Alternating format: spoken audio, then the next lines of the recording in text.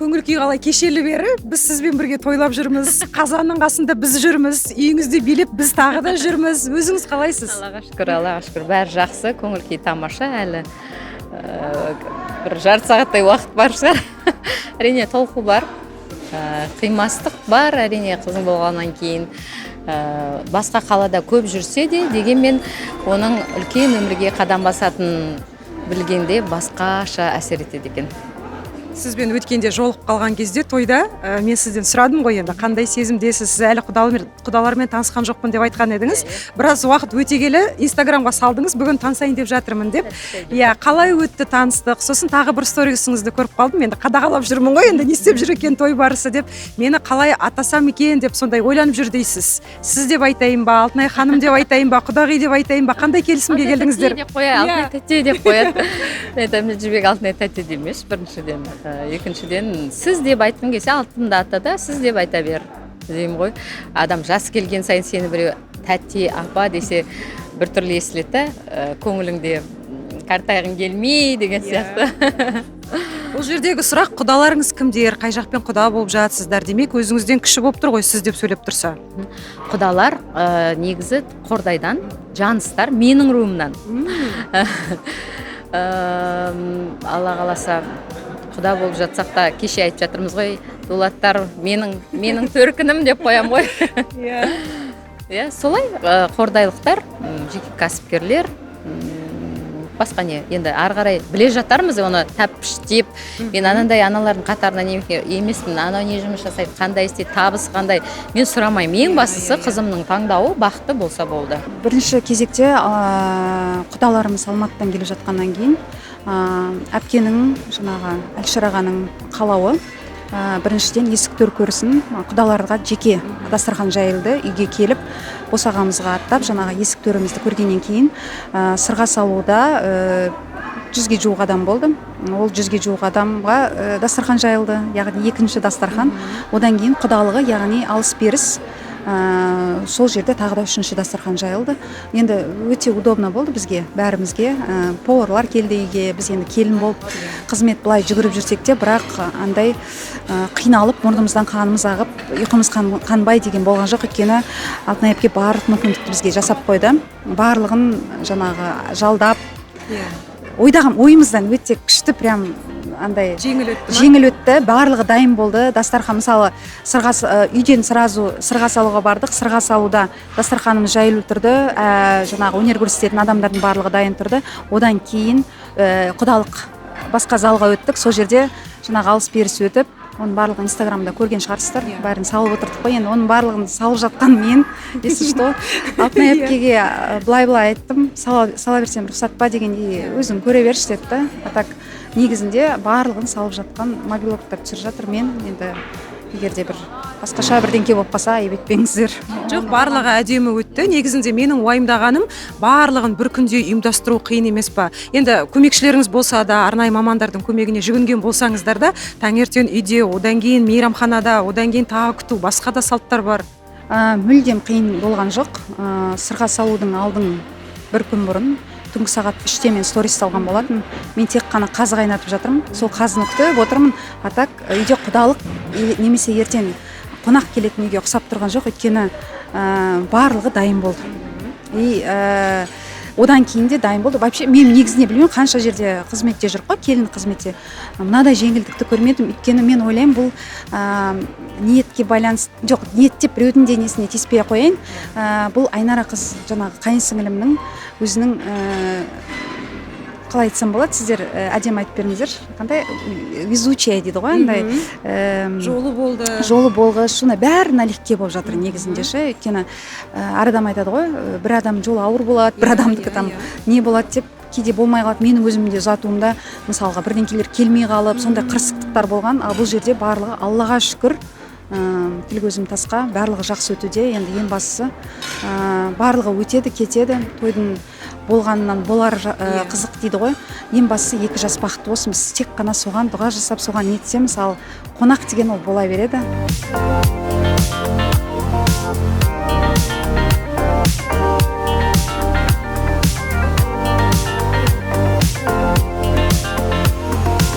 кеше кішкене сәйкес болып қалды образдарыңыз, ол о бастан ойластырып жоспарланған ба? Қоңыр түс таңдаған екенсіздер. Сізде ол да.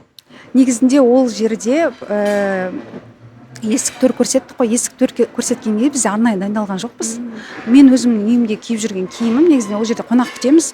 Қызметте жүргеннен кейін жаңағы сырға салуға образымды киген жоқпын. Совпадение болды, Айнара да солай киініп тұрды. А так прямо Айнара сен қоңырғы, мен қоңыр кием деген жоқпыз, солай болып қалды. Ол жай киім, негізінде көбісі айтып жатыр, Инстаграм желісінде оқып жатырмын ғой, жаңағы неге ондай киім киіп алған, неге бұндай киім киіп алған деп. Негізінде біз ол жерде жалпы план басқаша болған негізінде. Ол енді той болғаннан кейін өзгерістер болып жатады ғой. Кеше стористан көрдім. Талғатқа қарап қоясыз ғой. Ойбай, солақай болғаның қалай болды? Тез қимылдаш деп. Қорқылып, бүйтіп, дірілдеп, жай қимылдап тұр. Мен ана айтамын, алып, тез тұрап, салып жібермей ма деп ашуланып тұрмын ғой, жаңа ішімнен ашуланып тұрып, бірақ күліп тұрмын деп. Барлығы енді ойдағыдай өтіп жатыр ғой. Өзіңізде бір толқу, қобалжу, кеше енді көз жасыңызға ерік бердіңіз. Ана болғаннан кейін енді түсінікті ғой. Әрине, ол толқу болады, айтып жатырмын ғой, жаңа қимастық сезім болады. Бәрібір қызыңның өз еліне баратын білесің, біле тұра, ана ешқашан оған дайын болмайды екен. Ешқашан оған қанша біліп тұрса да дайын болмайды екен. Қимастық болады. Әрине, бақытты болсын, өз теңін тауып кеткен 2 жасқа мен айтар едім, тек қана бақыт тілегеннен артық ештеңе айтудың қажеті жоқ. Ал негізі Талғат мырза, сізді бұрыннан танимыз ғой.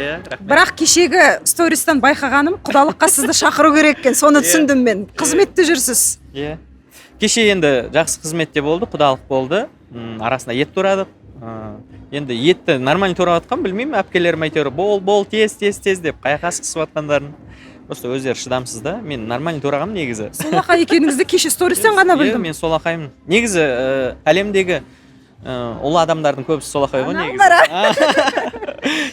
Негізі көп қуаныштарда, тойларда жүрсіз ғой, енді достарыңыз бар, Аллаға шүкір, өзіңіздің отбасыңыздың ішінде. Бірақ мынау тікелей Алтынай ханымның шаңырағында ұзату болып жатқан, Айнара қыздарыңызды шығарып салу, сырға салу деген қандай сезім, қандай сәт?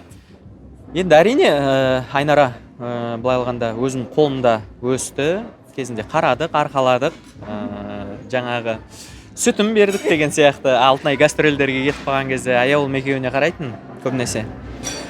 Сол енді өзімнің қарындастарым ғой, көз алдымда өскен. Енді білмеймін, енді қатты бір әсерде жүрген жоқпын, андай бір қарбаласпен түсім сияқты өтіп жатқан сияқты. Обычно негізі той берген кезде сөйтесің ғой, тамақ батпайды, ас батпайды. Кеше мысалы жүріп ет жемеппін. Ет бәрін тураптым да. Ет жемеппін. Сонымен соңында ет жеп алсайшы отыр дегеннен кейін барып. Сонда енді бір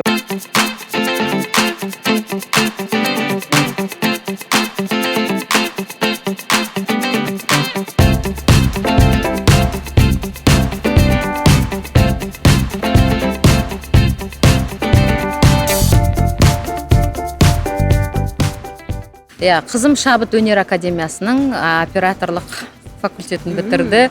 Басында мен айтам да, бір режиссура или болмаса бір басқа мүмкін мамандықты таңдайсың, мүмкін продюсерский деп жатырмын да. Себебі алдындағы үлкен әпкесі арт менеджментті бітірді ғой. Сөйтсем жоқ, мен операторлықты таңдаймын дейді. Содан барған кезде ұстаздармен танысып, олардың өздері айтады, әлі де кеш емес, ойлануға уақыт бар. Мүмкін басқа мамандықты таңдайсың. Себебі бұл жерде операторлық факультетте өте қиын, камералар ауыр, оны көтеріп жүру керек десе, қасыма көмекші аламын дейді. Бірінші өзім меңгеріп алайын дедім. Қайтпайды. Менің қыздарымның, мен ешқашан бала шағама жоқ мынаны істе деп айтқан ана емеспін мен. Жарайды деймін, кез келген нәрсеге жарайды деймін, өзің көр. Шекесіне тиіп атсам, жарайды енді өзің қарадың ғой, өзің таңдадың деймін. Негізі мен саған мынаны айтқан кезде тыңдамадың деймін. Содан кейін айтып жатады, көбінесе менімен ақылдасады, бірақ шешімді өзің қабылда деймін да. Кеше тағы да қалың мал мәселесі көтерілді. Пабликті ашып қалсам, кәдімгідей Алтынай Жорабаеваның қызына осынша 15 миллион берілді деп салып жіберген ғой оны. Мен айтып отырмын ғой, ана видеоның ешқайсысын кейін көріп жатырмын да. Майблогерлар өздері түсіріп, өздері жасап жатыр. Енді өзіңіз шымкенттіксіз ғой, білесіз ғой. Интернет желісі бәрібір сол контент дейді, ахват дейді. Сол майблогерлардың өздері жасап жатыр. Жарайды дедім. Оларға да өздерің шешіңдерші, қалай дұрыс деп санайсыңдар, солай жасаңдар дедім. Сол Ал 15 миллионға келетін болсақ, келісілген ба, жоқ, қалай болды екен? Жоқ, мен білген жоқпын, шынымен. Басында мен енді көріп жатасың ғой, 5 миллион, 10 миллион, сондай болатын шығар деп ойладым да, енді соның бір ар жақ бер жағы болады ғой деп ойладым. 15 миллион естігенде өзім ұялып қалдым. Мейлі енді. Енді көңіл ғой. Бәрібір дұрыс қой, оны қызды сатылмайды, бірақ қыздың қалыңы болу керек деп айтады ғой өзі қазақта. Сіздің кезіңізде болған бет? Болған. Иә. Сізге қанша берді? Сіз үшін. Оны айтпай ақ қояйықшы. Тойымыздың төріне ақ тілекпенен қош келдіңдер құдалар, қадамдар құт болсын, келін тапқан қос жүрегің бақытты жұт болсын.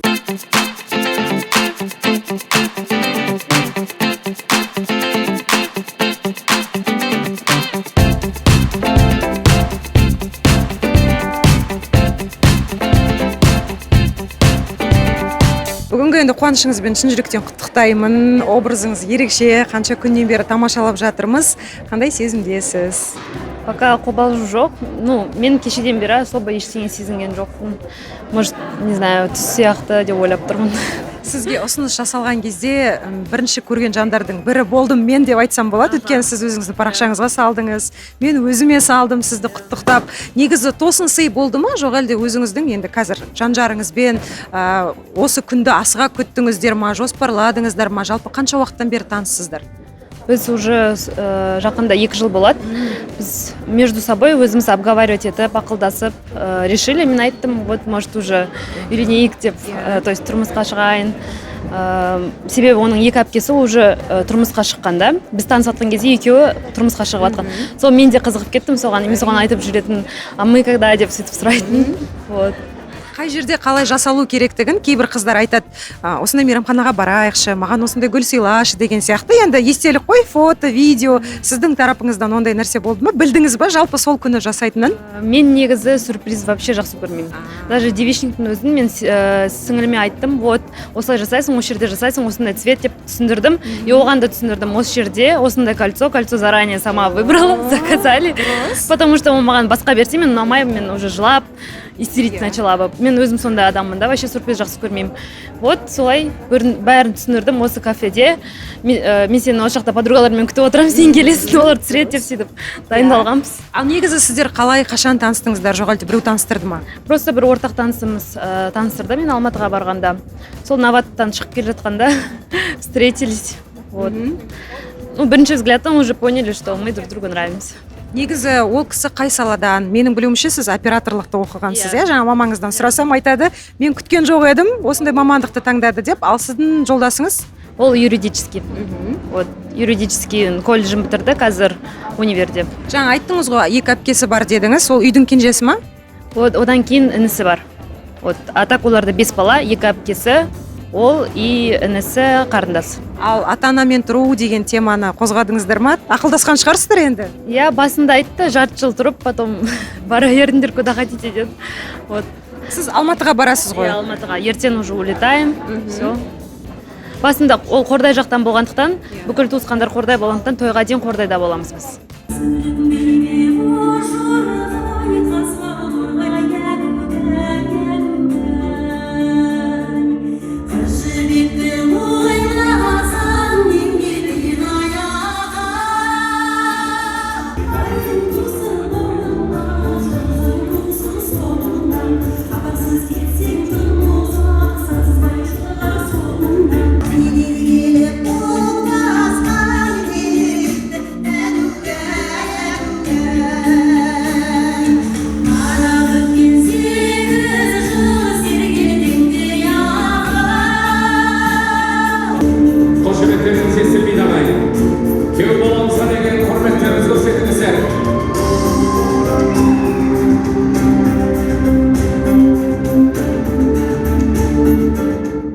Күйеу баламен жеке тілдестіңіз бе? Иә, күйеу баламен Алматыда да кездесіп, 1-2 рет жаңа сөйлесіп, 1-2 мәселеде аға үйтсеңші, күйеу бала бидейік, таныстар бар ма деген кездерде болды.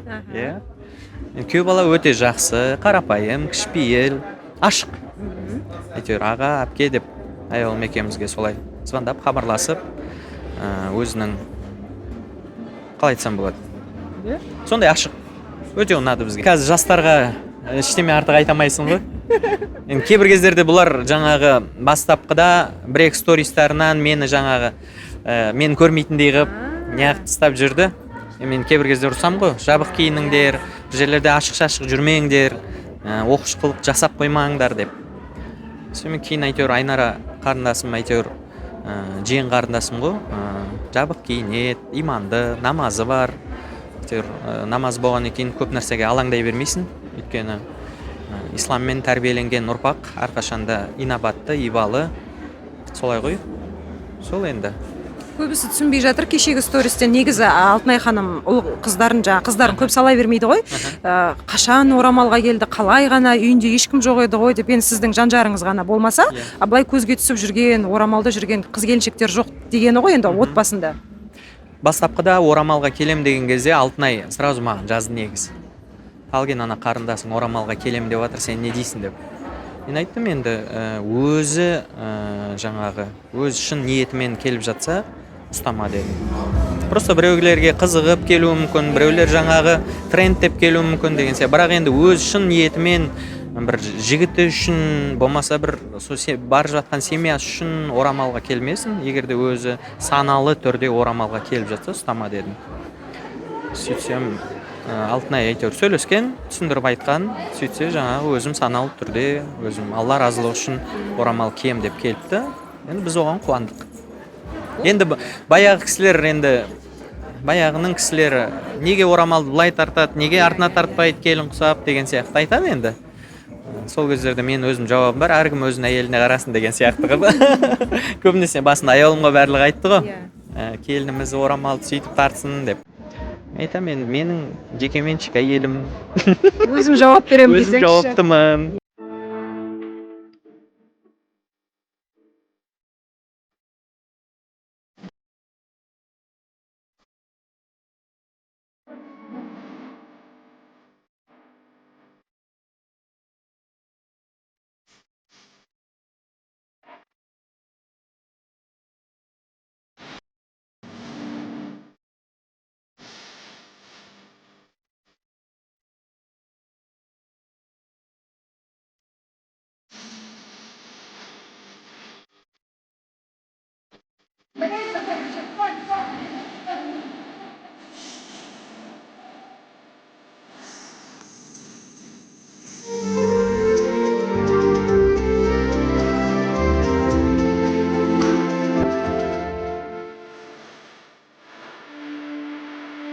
Ананың сезімін сұрадым да, сіздің сезіміңізді сұрағым келеді. Енді өзіңіздің шаңырағыңыздан кетіп жатсыз ғой. Өзге шаңыраққа қимастық бар шығар, сіңілеріңіз бар, анаңыз бар. Иә, әрине ол бар, бірақ мен әрдайым келіп тұрам, сөйлесеміз. Соны ойлап жатырмын да, более позитивно думаю. Потому что мен өзім кішкентай кезімнен андай үйде де өзім бөлек жүрем, бөлек комнатада ұйықтап, сөйтіп жүретінмін. Кішкентай кезімнен ондай жақын құшақтасу деген менде жоқ та, потому что мен сама такая родилась, но әр нәрсеге чувствительным, там, эмоционально реагирую. Но по отношению к другим у меня нет такого, типа, обнять, там, вот так, поплакать вместе, вот такого нет. Но бүгін енді жылайтын шығармын. Дайынсыз ба жылауға? Ең маңызды, ең жауапты сәт қандай болады деп ойлайсыз? Той барысында енді қазір басталады бұйырса. Ұзатылған кезде ма, жоқ, оған дейін де мысалы ата жеңіс шығады тілек айтуға? Анашым маған арнап ән жазды, сол, думаю. Потому что ол басында сол әнмен мен шығарады, мен оны әлі естіген жоқпын. Специально айттым, тыңдамай қояйын дедім. Вот, анашым өзі записьта жылап, біраз әрең жаздым деді ғой. Негізі кеше сырға салуда да образыңыз әдем болды. Қазір де осындай ерекше, өзіңіз өте қатты сәнге жақын сияқтысыз. Қалай таңдадыңыз? Бұның бәріне анашым көмектесті. Мен примерно фото референс жібердім. И нау платогым ақ емес, такой бежевый, потому что мен натуральный қойдым. Я не хочу анда қызыл мен ақ жасаған, потому что это более арзан көрінетін сияқты. Маған, мне кажется, выглядит дорого, когда вот сәукелемен, үкімен орамалдың түсі бірдей, осындай бежевый. Өте әдемі жарасып тұр, өзіңізге қызыл түс қатты жарасып тұр. Өзім заранее. Иә, және сіздің енді жан-жарыңыздың ата-анасын көрдік біз Инстаграмнан. Олар енді ондай танымал болып кетеміз деп ойламаған шығар. Білуімше, анасы орамалда. Иә, орамалда, әпкесі бәрі орамалда. Апасы да. Сіз өзіңіз орамалға көп болды бір жылдың көлемінде болды келгеніңіз? 2 жыл болады тоже скоро. Мен негізі бөлемнің намаз оқып жүргенін көрдім, хотя оның отбасы ондай емес та, намаз оқитын адамдар емес. Ал менің отбасымда анашым да, әкем де бәрі намаз оқиды, ата да намаз оқиды. Соған мен ойладым, неге ол оқиды, а мен оқымаймын? Почему я так делаю деп ойланып қалдым, и резко таң намазына тұрып, таң намазын оқып жүріп, сөйтіп Алматыға кетіп, жеңгемнен платоктар сұрап, сөйтіп примерять етіп, ұнап қалды да, сөйтіп бір күні шыға салдым, и солай кетті.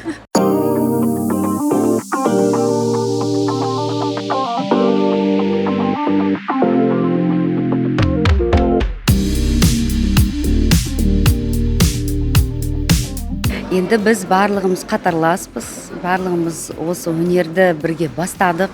Жасымыз да енді былай Алтуша мен бірақ жас үлкен десем ба, бірақ мінекей үлкен қуанышта қызын ұзатып жатқан кезде, қыздарымыз, біздің достарымыз ұлын үйлендіріп жатқан кезде, әрине біз ол тойдан қалғымыз келмейді. Сондықтан шақырту енді 2 ай бұрын ба түскен шығар.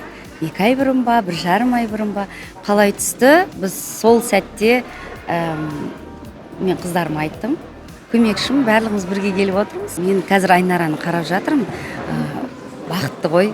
Жігітті былай алыстан көріп қалдық.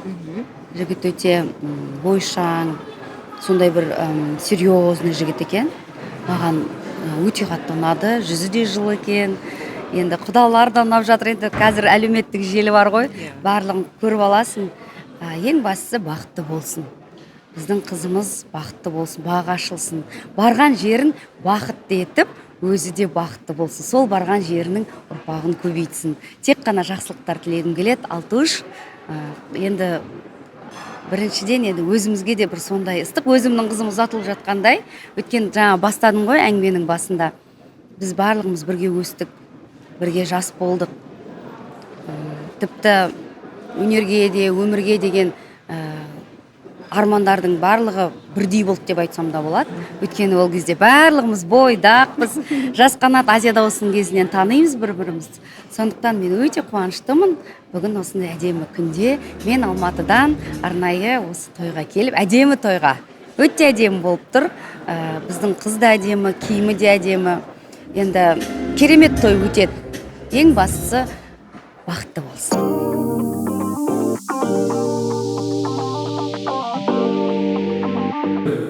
Екіншісі кімге? Енем. Енеме?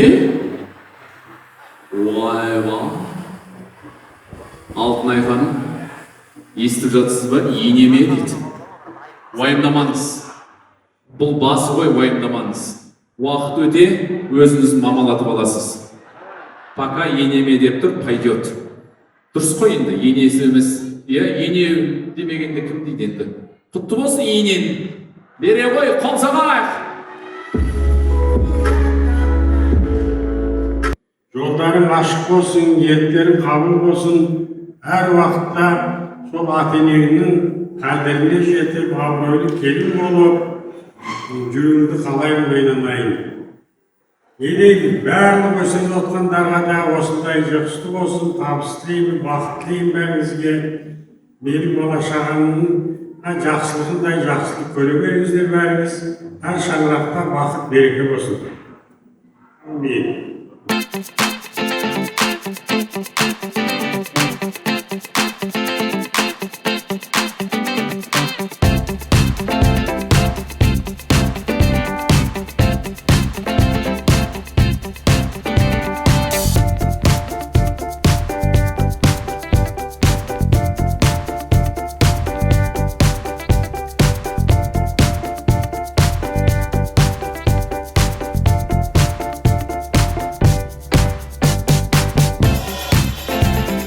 Енді осындай керемет қуаныштарда, тойларда өзіңізде бой көрсетіп жүрсіз, қонақ болып та барасыз. Әншілігіңіз енді бір төбе. Бүгінгі қуанышты қалай ұйымдастырдыңыз? Бір ерекше тосын сыйлар бар ма, немесе Айнараның бір қалауы болды ма, осылай өтсе екен деп? Мен негізі айтып отырмын ғой, тынымсыз болғанда жаңа айтам, мен щепетильный адамның қатарына жатпаймын. Мен қасымдағы жандардың бәріне тапсырып қоям да, болды. Соларға сенем, толықтай сенем. Қазір мен Саяш подружкам құрбым жүр. мынаның оформление бәрін өзі жасап жатыр. Маған жаңа Жорика моя деп қояды, құшақтап қояды да. Единственный адамсың, миыңды ашытпай, біздің миымызды жемейсің, бізден қайта сұрамайсың. Мен айтамын, себеп саған сенем. Өзісіңнің маманысың. Келе жатқаннан кейін қасымдағы көмекшілерім барлығына тапсырып қойдым. Менікі тек өз-өзіме қарап, ұйқымды қандырып, контроль жасап, тексеріп, бақылап, деп қарап, сөйтіп жүру ғана. Мен ананы неге мынау битпеді, неге мынау болмады деген менде ондай нәрсе жоқ. Даже тіпті болмай қалса да, мен хайырлысы деймін. Солай болу керек болған ғой деп қабылдаймын. Сол үшін барлығы жеңіл өтіп жатқан сияқты ғой. Өзі Айнара, менің бала-шағам өз жолдары жеңіл өзі.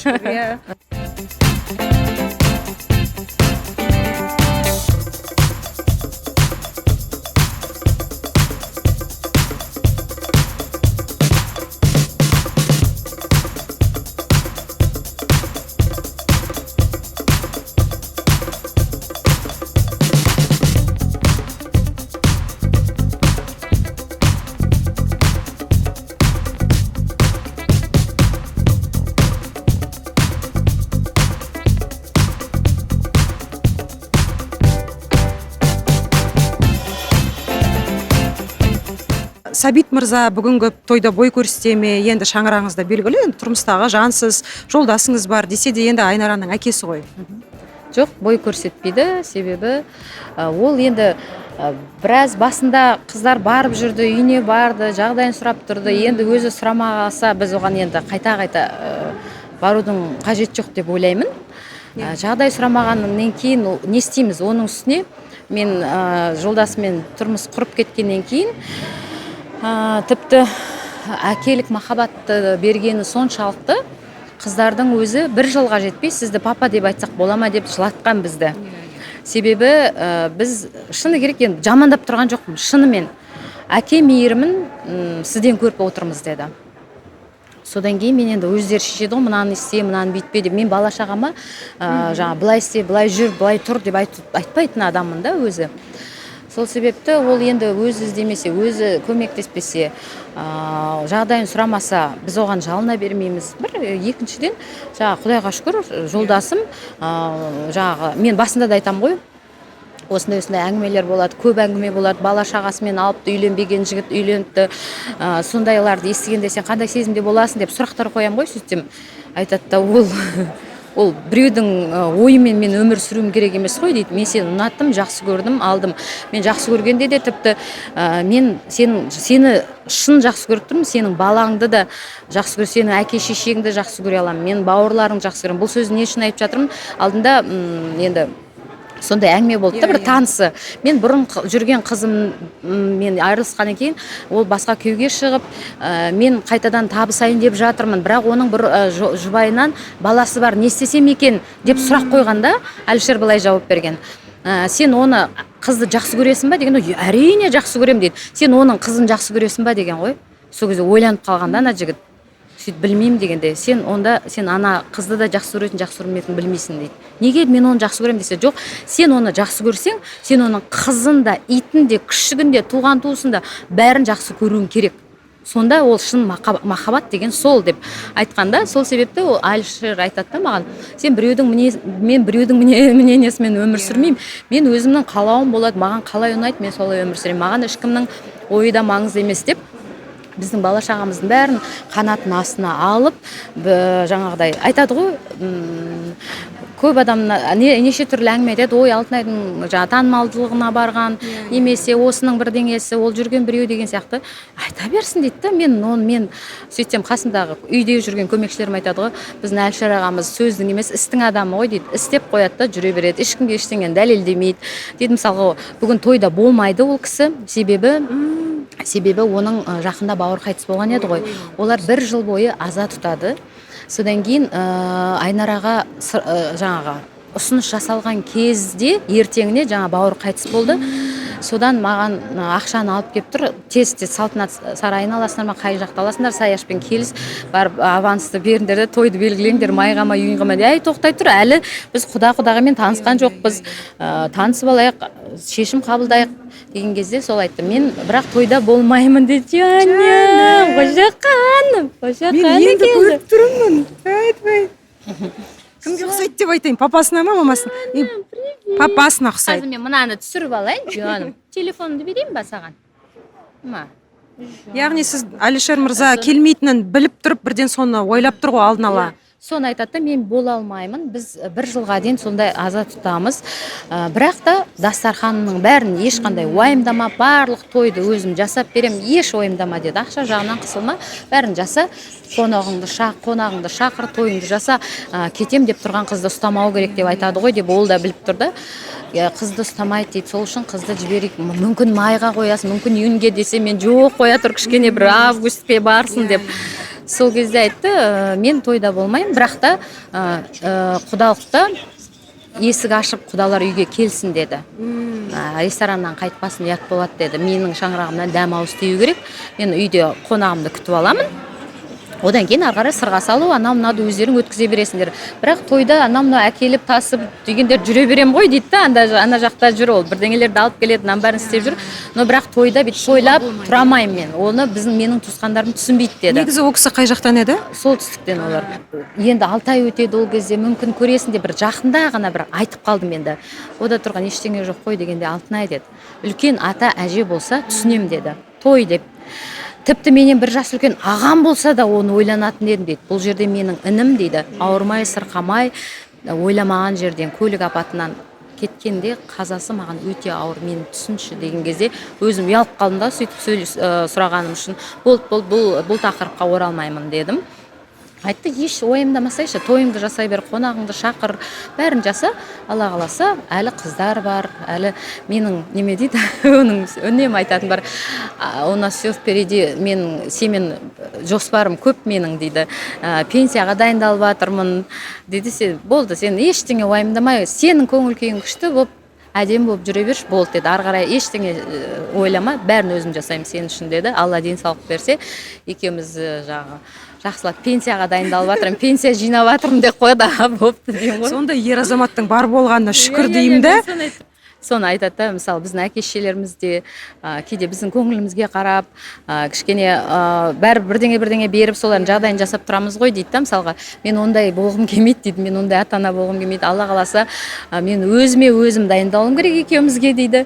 Қыздарды да напрягать етпеу керек, оларды жақсы күйеуге бер, жақсы жігітпен танысып, соның бәрін өзің қарап қадағала, олар да бір бақуат жерге барып, өздері де жақсы тәрбиеңді беріп, соларды құтторына қондырып дейді.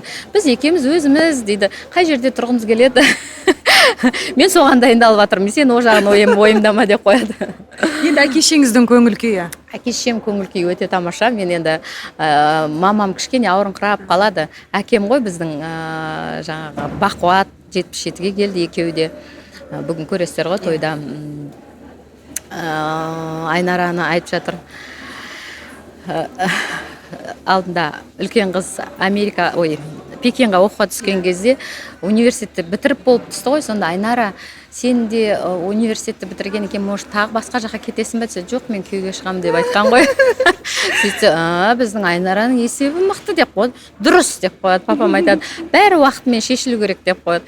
Мен айтамын енді, айылым да сабақ оқысы келеді, тіл білгісі келеді десем, жарайды енді.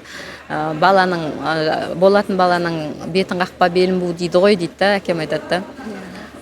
Жаңа сенен шыққан қыз сен сияқты ғана болады, болды дейді. Мен әкешем айтады, сенен шыққан қыз тура сен сияқты болады, болды. Оның бір жаққа кетіп қалып, басқа мінез туылып кетеді деген нәрсе жоқ. Сол себепті өзің қандайсың, өзіңді тәрбиелеп өсе бер, сонда балаларың саған қарап бой түзейді деп айтады. Әлішердің осы жерде бой көрсетпесе де, мысалға сәбит неге келмейді деген сұрақтар болып жатыр ғой, мысалға. Мен айтам да, енді бәрін Әлішердің өзі жасап атқанда, қанатын астына алғанда, енді сол әкесі, биологически әкесі екен деп мен тойым төріне Әлішердің дастарханына отырғызып қоймаймын ғой. Әлішердің сезімі маған маңызды. Әлішердің сезімі маңызды, маған басқа ешкімнің сезімі маңызды емес маған. Ол егер мен түсінемін да, қайта келіп, өздері хабарласып, өзі балаларына бірдеңесін жасап, сөйтіп жүрсе, менікі араластырмау, ол менікі ақымақтық болады да. Мен айтам, қыздар кейде ренжіп жасады да. сіз андай комментарийларға ренжіп жатады да, осы адамдар неге сондай нәрсені көп айтады, ол бізге өзі жақындамаса бізден қандай мейірім күтеді дегенде, жоқ деймін, қой бер, аман болсын, өзімен өзі бақытты болып жүре берсін, сендер оған ренжімеңдер, керісінше бақыт тілеңдер, оның басқа балалары бар, қазіргі жан жарымен бақытты болсын. Мен шынымен айтамын, шынымен қазір енді мақтанып тұрған да жоқпын. Мен екеуі бас қосқанда мен кәдімгі дәретімді алып, 2 ракат намазымды оқып, құрбан садақамды беріп, бақыт тілеп дұға жасаған адаммын да. Себебі ренжуге болмайды адамға, ренжімеу керек. Ол солай болу керек болды. Біреулер айтады, сен егер осынша жасыңды қайттан берсе, бірақ осы уақытыңды есіңде болса да, бұрынғы уақытқа қайтасың десе, сен нені қайталамас едің дейді. Мен айтам, мен бәрін тура осылай өтуші едім. Тура сол күйеуді таңдар едім. Себебі мен қазір енді күйеуімнің сондай менің алақанына салып, мен енді өмірімде көрмеген дүниелерді көрсетіп жатқан кезде, егер бірден осы әлшерге шыққанда, мен оны бағаламас едім. Сондай өмірден өтіп барып, бұл өмірге келгенде мен әрбір қадамды, әрбір сәтті мен шүкіршілігімді айтам да. Сол сияқты мен бәрібір сол өмірді таңдар едім. Әр нәрсенің хайыры бар. Мен оған да ренжімеймін, себебі одан 4 қыз тудым. Жаманда жақсылы күніміз болды. Енді өмір ғой. Жоқ, қыздың көңілі дегенім ғой бұл жерде енді. Иә, қыздың көңілі, енді қыздар жаңағыдай өздері қалап тұрған жоқ та. Үнемі басында, ең соңында бір-екі рет барсаңдар дей бергенде, екеуі маған қатты ренжіп айтқанда, сіз неге бізді сол жаққа тыға бересіз? Сіз папамның міне андай көңілі сізге маңызды емес пе? Не важно деп сұраған. Бұл ренжиді ғой. Бізді ол бетіп қабылдап, алақан құшағын жайып атпағаннан кейін біз сүмірейіп қайта бара берген, өйтіп барғым келмейді, менде де намыс бар деп екеуі айтқан кезде өзім ұялып қалдым да.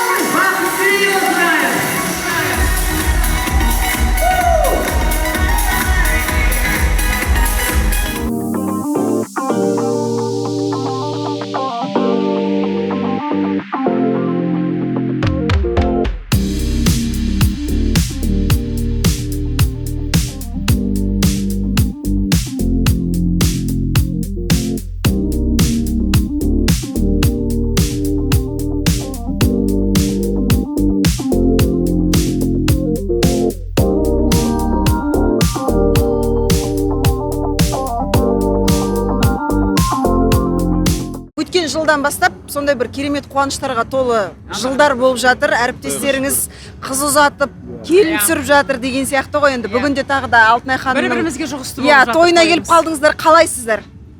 Өте керемет. Той әдемі басталды. Бүкіл енді достарымызды көріп жатырмыз, әріптестерімізді көріп жатырмыз. Ең бастысы жастар бақытты. Сол махаббаттары баянды болсын. Той тойға ұлассын, үбірлі-шүбірлі болсын. Құтты келіні атансын Айнарамыз. Аумин. Қызымыз тастай батып судай сынып, жаңа айтқандай, бір-біріміздің тойымыз бір-бірімізге ұласа берсін. Алла қаласа сіздердің де шаңырақтарыңызда үлкен қуаныш болайын деп тұр. Енді қыз ұзатудан тәжірибелеріңіз бар. Енді бұл жолы қобалжу бола ма, болмай ма? Ой. Әрине болады. Жоқ деп айтым келсе де, бәрібір болатын сияқты, себебі қызымызға арналған әнді орындаймын мен, ортаға шығарам. Сонда қазірдің өзінде, сол репетиция жасап жүргеннің өзінде, бір түрлі болып жүрмін. Енді ең басты сол тойда жасым шығып, сол жерде қызарып, бір еңіреп жылап жүрмесем болар енді. Бақытты болсын, жастарымыз бақытты болсын. Енді сол қазір сондай кезең болып жатыр. Баршамыздың достарымыз сондай, қалай деп айтуға болады, бәріміздің ұлдарымыз үйленіп, қыздарымыз ұзатылып жатыр, Құдайға шүкір. Иә. Сол тойымыз көп болмасын, тойымыз таусылмасын. Бірінші ұзату тойда жылаған ба едіңіздер? Мен жыламауға тырыстым. Сондай, енді өзімді шақ-шақ ұстап тұрсам, Орал деген досым келіп маған айтады ғой, Мирас, бір жасынды шығармайсың ба, құдалар тас жүрек деп ойлап қалмасын дейді. Сөйтіп бір күлдірткені бар. Иә, енді қалай десең де беру оңай емес екен, алған жақсы екен. Иә. Негізі көп жағдайда енді анасы түсінікті ғой, ана жүрегі түсініп тұр, ертең қызы келін болады, ана болады. Бірақ көп жағдайда әкелердің мына көз жасы, эмоциясы түсіп қалады екен. Өздері былай білдіртпегенмен тура сол күні көз жасына ерік береді екен. Иә, дұрыс айтасыз. Әке, біз енді талай тойларда жүреміз ғой, сонда бір еңіреп әкесі жылап жүр, сондай сырт көзге де ыңғайсыздау екен енді. Қойыңыз енді, сабыр етіңіз десем, үйге барсам қызым болмайды ғой, таңертең тұрсам үйде қызым жоқ қой деп. Сондай бір қиын, сондай бір әсерлі жағдай болды. Соны көріп, мен де онымен еңіреп жылаппын ғой. Сол себептен біреу айтады ғой, қызың ұзатылғанда бір жыларсың деп, ұзатылмаса күнде жылайсың деп. Сол себептен бір жылайық, ұзатылсын, орын тапсын, қосамен қоса қарсын. Енді Алла қаласа келесі айда сіздердің де жаңа отбасыларыңызда қуаныш болады ғой. Сіздер кімдермен құда болып жатсыздар? Біздер Қызылордамен. О, солай ма? Қызылорданың аржағы Қазалы деген жермен. Тура менің үйіме жақын екен, мен Аралданмын ғой. Солай ма? Құдағи болдық қой екеуміз. Алла қаласа бұйырса. Жанболат, Майра деген өздерімізбен қатарлас. Рулас деп айтуға болады. Енді 7 атадан асты ғой, ұрпақтарымыз. Сөйтіп, Құдайға шүкір, сол жақсы адамдармен құда болып жатырмыз. Құдалығымыз 1000 жылдық болсын. Енді қыздар өз орындарын тауып жатыр ғой, тұңғыш қыздарыңыз Алла қаласа. Екінші, енді үйде ұл мен тағы да қыз бар. Олар қайтеді екен? Енді бүкіл жұмыстың барлығы, ауыртпалықтың барлығы соларға жүктелейін деп тұр ғой. Енді кішкентай қызымыз мәз болып қуанып жүр ғой. Неге десең, бұл бүкіл спальный меніңкі өзімдікі болады дейді ғой. Сондай қызық нәрселер болып жатыр енді. Енді соңғы күндер ғой, тойымыздың алды.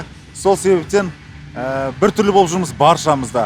Мамамыз да, қыздарымыз да енді. Алла берекесін берсін. Ең басы балаларымыз бақытты болып, қыздарымыз тастай батып, судай сіңсін. Бақытты болсын, Алла қаласа тойда кездескенше. Алла қаласа күтеміз. Енді осындай әріптестеріңіздің қуанышында бой көрсетесіз, жиі кездесіп тұрамыз, қыз ұзатады, келін түсіреді деген сияқты. Жаңа өзіңіз айтып жатсыз ғой, армандап жатырмын. Жалпы сыбыс бар ма, ойы бар ма ұлыңыздың? Нешеде жасы? Құдай қаласа, 6 тамызда мен 55-ке келем, 12 тамызда Құдай қаласа балам 25-ке келеді.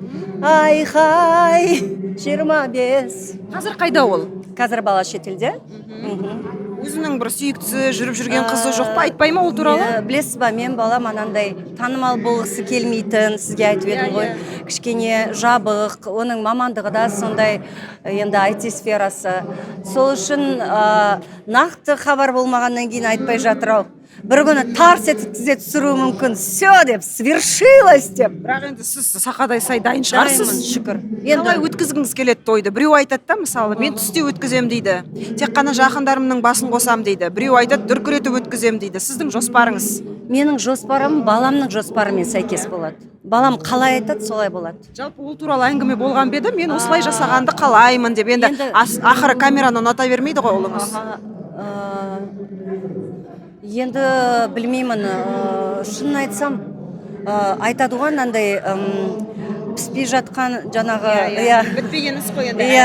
Сол үшін мен оны айтуға да кішкене нем жоқ. Хабар келген кезде бірден бөлсем дейсіз ғой, сол кезде. Құдай қаласа. Ол енді тек қана сол баламен келіннің шешімі болады. Өйткені қазір негізі жастарды тыңдау керек деп ойлаймын. Ой, жоқ, мен деген бір жалғыз баламсың, мен бір 500 адам шақырам деген ондай болмайды. Өйткені бала енді біраз жасқа келді, сол үшін сол баланың пікірімен санасамыз. Алтынай ханым әлі өзін ене сезінген жоқ екен. Білмеймін дейді да, енді түсініп жатырмын дейді да. Сіз қандай болады екенсіз, соны білгім келеді мен. Ой, мен уже өзімді ене сезініп жүрмін ғой. Өйткені енді Алла тағала енді маған басқа бала бермеді, қыз бермеді. Сондықтан мен өзім Әнуардың жарын, таңдаған жарын. Кез келген алдыма бірінші кімді алып келеді, ой, мынандай екен деп сынап айтпаймын. 100% мен қабылдаймын. және де өзімнің қызымдай көрем. Өзімнің қызыма не жасағым келді, не істегім келді, соның барлығын сол таңдаған жарына жасаймын. Және де енді білмеймін, айта алмаймын, қазір 12-де болса, қанша жыл күту керек әлі. Бірақ 5-6 жыл тез өтіп кетсе, кім біледі, мүмкін 20 жасқа дейін. Мейлі. 18 жаста. Мейлі. Дайынбыз. Тортқа таласасыз ба тойда? Ой, бір кезде айтып қалып едім, я деп, қаласам бірақ тортқа деп, бірінші маған 5-ші тортты деп. Сонана бір видеоға түсіп қалған екенмін, сөйтіп айтып, барлық жерде Мадина, сіз маған мен үшін ред флагсыз дейді. Не істедім мен десем, сіз сөйтіп тортты бірінші, Құдай енді жарайды. Жей салайын десеңші. Жоқ, енді менің ойымша, менің ұлым өзі де маған алып келетін сияқты.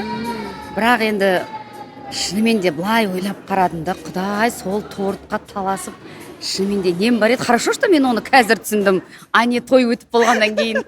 Хорошо, что мен бір видеоға айтып қалып, мен тіпті ойланған да жоқпын. Я деп айта салдым, бір түрлі ұлыңды өсіріп жатсың, сосын басқа біреуге шегізіп жатса қалай болады деп. Бірақ қазір ойлап тұрмын да, енді астындағы комментарийларды оқыдым, сосын былай өзімде оқыдым, не бар талас сол тортқа, Құдай, сол жаным 2 жастың қуанышы, сол 2 жасқа жасап жатырмын ғой, сол той, мен уже той жасап жатырмын, есте ұстап. Сондықтан сол тортты да өздері жесін, не бар жақсысы, не бар сол өздеріне ала берсін. Білем ғой, ұлымның менің ең бірінші мені жақсы көретінін, ал сосын енді анасын жақсы көреді, кез келген жан бірінші. Ал сосын өзінің жарын. Ал мен болса екеуін бірдей жақсы көремін. Оны мен толықтай айта аламын, өйткені менің жалғыз інім бар, 2 сіңілімнен кейін. Біз тура солай келінімізді еркелетеміз, тура солай бөлмейміз. Бізде Боташка Садуақасова деп жазылып тұр. Қазір қарасаңыз, менің келінім Бота Садуақасова деп. Сондықтан біз бөлмейміз, келін деп те айтпаймыз. Боташка дейміз. Сондықтан ал енді ұлдың ой, қалай күшті той жасайтын шығар, бұйырса сол күнге жетейік. Деніміз сау болсын. Енді қазір біздің көрермен де жақсы көреді ғой. Өнер адамдарының тойларын күшті қолдайды, қарап отырады, тілек айтып отырады. Бір жағынан ол да бір үлкен бақыт қой, әлеуметтік желі деген. Сондықтан қазір де Алтушаның тойын бүкіл қазақ елі болып күтіп отыр. Сондықтан тойымыз әдемі өтсін.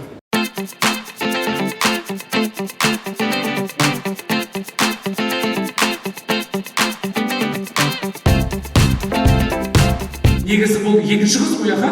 По счету. 2-ші қыз. Үлкен өгім бізден? Аяулым. Аяулым осы жерде ма? Анасының копиясына қарасаңыздар, қошемет қайда?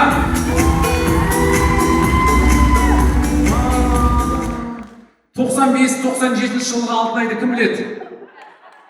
Білесіздер ма? Тура осындай еді ғой, естеріңізде ма? Вообще копия. Бұл қыз қазір Пекинда, үлкен оқуын аяқтап, қазір магистратураға түсті, қол соқпайық.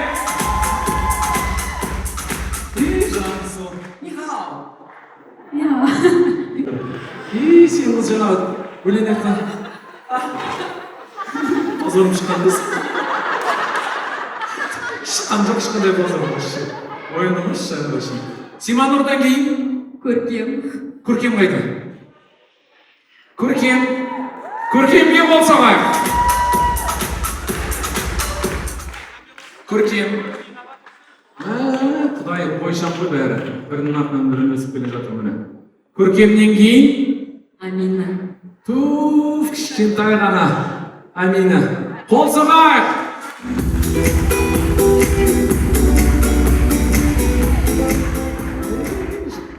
Қараңыздар, қандай керемет. 5 қыз ғой. Тіл көзіміз тасқа.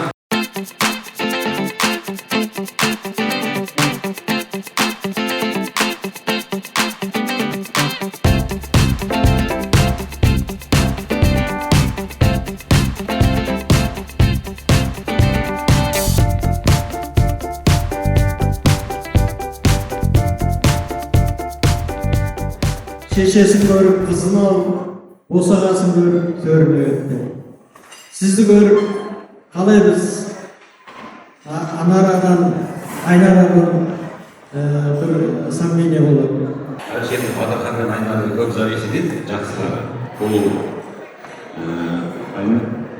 Батырхан Айна жуатпай, мамасыны жалғыз жеткізбей дегендей. Сол бала. Айна сен бізге Алла қаласа біздің отбасыға келген құтты болсын.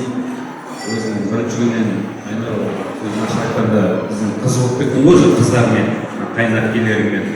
Ешқандай уже преграда да жоқ, сол қала берсін, орталары жақсы қана болсын, той болсын. Рахмет. Құдай, құда тойымыз құтты болсын. Біздің жақсылық, Аллахтың берген берекесі осы бізге құтты болсын. Алғашында той бола берсін, алдымызда көп жақсылық болсын, тек жасымыз бақытты болсын. Сіздерге рахмет, кешелеріңізді құтты атыстар, өте кеше күшті күні болып кеттік, демалып, весело, все было классно, очень все понравилось, раз болсын. Жақсы болды, бүгін де мінекей екен жатыстар, рахмет, той күшті, батыр, жақсы, осы жастарымыз всегда так өмірлері осындай қызық, счастливы, чтобы были всегда.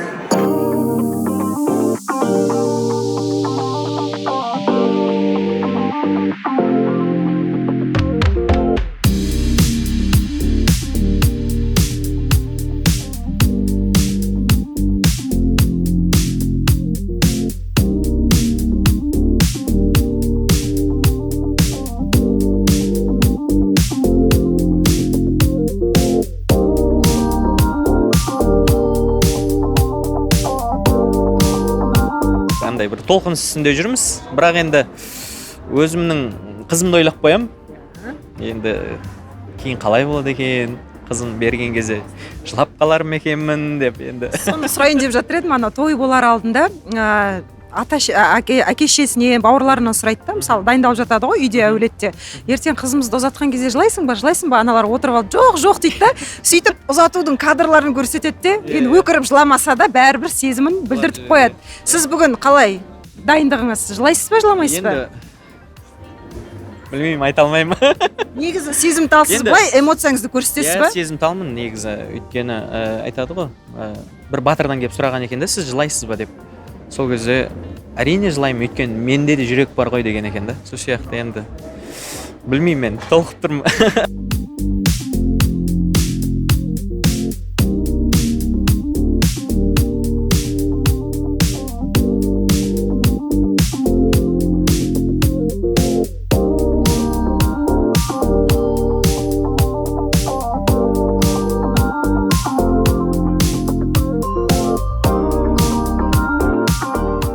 Ұзату да әдетте 12-ге дейін жасайды, енді өзіңіз де қыз ұзатасыз, ән айтасыз. Бүгін қызыңызды сеніммен кіммен тапсырдыңыз, жоқ әлде өзіңіз шығарып саласыз ба? Жоқ, мен қызымның өзінің таңдауы Жазира Байырбекова. Сол өзі шығарып салады, өзім алып шығамын. Өзім алып шығып, халықтың алдына алып шығамын, өзім арнайы ән жазғыздым. Естисіздер. Сізге жақсы көтеріңкі көңіл күй тілеймін. Мен естіген кезде өте қатты қуандым. Мен Айнараны кішкентай кезінде сіз анау концерт берген кезде көрдім. Сондай бой жетіп сұлу болыпты. Екі енді жас бақытты болсын. Сіздің ене атағыңыз құтты болсын. Сіз негізі Айнараның айтуымен келіп тұрсыз осы тойға. Мен шынымды айтсам, мен шақырған жоқпын дейсіз ғой. Мен ұмытып кеткенмін, шынымды айтайыншы. Сол кезде көріп қалды ана постты, анашым осы апайды сіз шақырасыз ба деді. Мен ұмытып кеттім ғой, жарайды енді қоя берсінші дедім. Жоқ, шақырыңыз, сіз ол кісіге уәде бердіңіз ғой деді. Деп қалдым да. Көп рахмет. Сол үшін мен арнайы Астанаға осы той үшін 2 сағатқа ұшып келдім. Айнараны құттықтайын деп, сізді құттықтаймын деп. Өте қуаныштымын, барлығы ойдағыдай өтсін. Күшті. Әдемі шынымен де. Кеп қалдыңдар ма?